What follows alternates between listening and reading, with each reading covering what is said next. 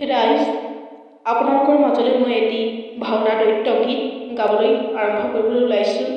তাত সোণ নাই, কাৰণ সোণটো তাৰমানে অনা নাই। মই মুখেৰে উচ্চাৰণ কৰি এটা ভাওনা গীত গাইছোঁ। আপোনালোকে কেনে পায় মোক জনাব। কৃষ্ণ কৃষ্ণ